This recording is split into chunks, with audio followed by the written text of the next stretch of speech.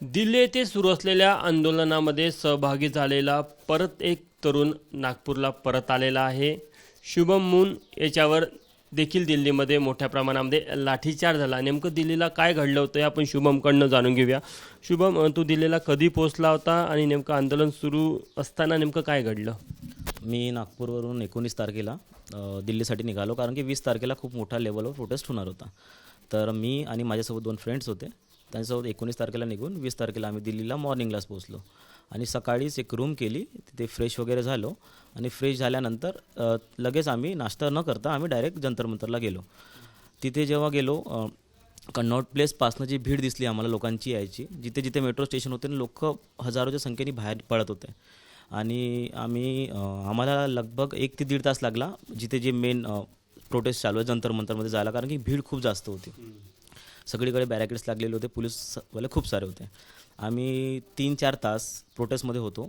आम्हाला वाटलं नव्हतं की इतकी म्हणजे गरमी होईल, तिथे त्रास होईल, पाण्याचा खूप प्रॉब्लेम होता. मीन्स की आम्ही पाणी वगैरे सोबत घेऊन नव्हतो गेलो. तर 3-4 तास आम्ही प्रोटेस्टमध्ये होतो आणि लिटरली सांगतो, मी आपल्या डोळ्यानं बघितलं, कारण की मी नसतो तो गोष्ट वेगळी आहे, मी नाही सांगितलं असतं काही, बट मी आपल्या डोळ्यानं बघितलं की ते पूर्ण पीसफुली प्रोटेस्ट सुरू होता. कोणी काही नारेबाजी नव्हते करत. सगळे धर्मेंद्र प्रधान जे आपले एज्युकेशन मिनिस्टर आहे त्यांची इस्तिफासाठीच ते सगळे तिथे इकट्ठे झाले होते. आणि 3-4 तास तिथे राहिल्यानंतर खूप जास्त जे त्रास व्हायला लागला, तर आम्ही विचार केला की आम्ही आता परत हॉटेलला जायचं, 2-3 तास म्हणजे जेवण खावण करून परत वापस येऊ आम्ही जंतर मंतरला प्रोटेस्टमध्ये. तर जेव्हा आम्ही परत सायंकाळी 4-5 वाजता निघालो जंतर मंतरकडे जायसाठी, तर कन्नॉट प्लेस ह्या जागी लोक धावत राहिले आणि त्यांच्या मागे जे पोलीसवाले दंडे घेऊन धावत होते. मला वाटलं की हे काय, कारण की ॲक्च्युली मला माहीतच नव्हतं. सकाळपर्यंत तर सगळं व्यवस्थित होतं, 12-1 वाजतापर्यंत सगळं व्यवस्थित होतं, काहीच नव्हतं झालं होतं. आणि अचानक ते आले आणि ते मारणं सुरू केलं. तरी मी व्हिडिओ शूट करत होतो, कारण की माझं काम आहे. मी प्रोटेस्टमध्ये सहभागी व्हायसाठीही गेलो होतो, साथही मी क्रिएटर पण आहो, तर माझं काम आहे ते व्हिडिओ बनवायचं.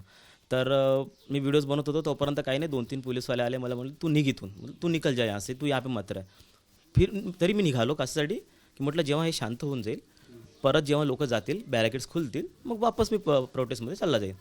तर मी ऑलमोस्ट माझ्या जे न्यू दिल्ली रेल्वे स्टेशन आहे त्याच्या जवळच पोचलो, 200-300 मीटर दूर असेल मी. आणि आपल्या व्हिडिओमध्ये सांगत होतो की मी आता माझ्या हॉटेलकडे चाललेलो आहे आणि थोड्याच वेळात म्हणजे काही वेळाने आम्ही परत जंतरमध्ये जाऊ.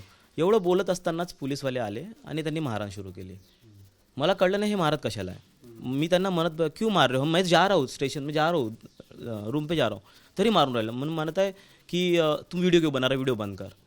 मतलब वीडियो क्यों बंद करूँ, क्या मैंने कुछ गलत किया? तिथे जी लाठीचार्ज सुरू होती तेव्हा तिथलं काय दृश्य होतं? तिथलं दृश्यासाठीच मी गेलो. ॲक्च्युली ना, मी जेव्हा परतलो होतो दुपारी, तोपर्यंत सगळं व्यवस्थित होतं आणि अचानक लाठीचार्ज वगैरे झाला आणि पथराव वगैरे झाला. मला स्वतः नाही कळलं, कारण की व्हिडिओज दिसतात तिथे, नेट काम नाही करत, म्हणून तुम्ही तिथे काहीच नाही पाहू शकत, तुम्हाला तिथून बाहेर पडावं लागेल, इवन व्हिडिओ अपलोड करायसाठी पण. तर जेव्हा मी व्हिडिओ बघितले हे सगळं होत आहे, तर मी लगेच जसं तयार झालो तसंच आम्ही निघालो तिकडे जायसाठी.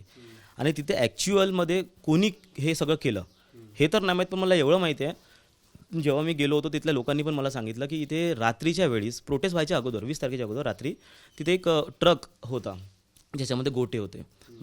तिथे एवढा पोलीस बंदोबस्त आहे, मिलिटरी आहे, सगळं काही आहे.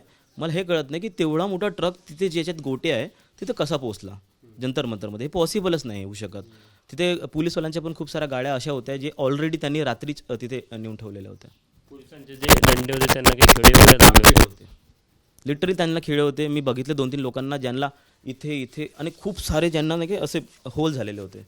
एकाचा तर पूर्ण हात फाटला होता, कील फसल्याने त्यांनी खिचला असेल तर त्याच्या पूर्ण हात फाटलेला होता. तुला काय वाटतं की आंदोलकांच्या बाजूने हिंसाचार जरा सुरुवात पोलिसांनी केली? आता हे तर मी सांगू शकत नाही, कारण की मी हे आपल्या डोळ्यांनी बघितलं नाही.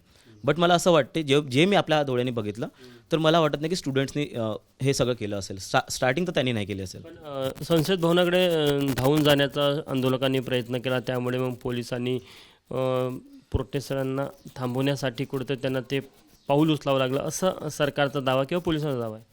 माझं म्हणणं एवढं आहे की जेव्हा 1 महिन्यापासून तिथे प्रोटेस्ट सुरू आहे, सोनम वांगचूक हे जे 20-22 दिवसापासून हंगर स्ट्राईकवर आहे, त्यांनी 10 दिवसा अगोदर सांगितलं होतं की आम्ही संसदकडे येणार आहोत. तुम्हाला माहिती होतं, तुम्ही येऊन बोलू शकत होते, नाही बोलले. आणि स्टुडंट्स किती दिवसापासून तिथे उपाशी तापाशी जसे पण आहे ते राहून राहिले. कशासाठी? फक्त एज्युकेशनसाठी. मुद्दा दुसरा कोणता आहेच नाही. नागपूरचे किती तरुण होते तुझी भेट झाली? मला खूप असे मिळाले जे की नागपूरहून आले होते. लेडीज पण होत्या खूप साऱ्या. एक मुलगा तुम्ही बघितलं असं ज्याला खूप मारलं असं, त्याला तो पण मला मिळाला होता तिथे. आता परत दिल्लीला जर आंदोलन तर सुरूच आहे, जायची इच्छा आहे परत? मला तर आहेच, घरचे तर लोक नाहीच म्हणत आहे जायसाठी. पण मी आता माझी थोडी तब्येत खराब झाली. ॲक्च्युली मी जसं नागपूरला आलो खूप जास्त तब्येत खराब झाली होती. आता पण ताप आहे, थंडी लागत आहे, म्हणून मी हे जॅकेट वगैरे घालणं आहे. बट जर हे सगळं ठीक नाही झालं तर मी परत दिल्लीला जाईल. आपण बघू शकतो की शुभम मून आहे, हा देखील 20 तारखेच्या प्रोटेस्टमध्ये दिल्लीला सहभागी झाला होता. तिथं नेमकं काय बघितलं? खरं तर त्यांनी जे सांगितलं त्याच्या बोलण्यामध्ये देखील खूप सत्यता वाटते, कारण की ज्या प्रकारे तो सांगत आहे नेमकी वस्तुस्थिती काय आहे.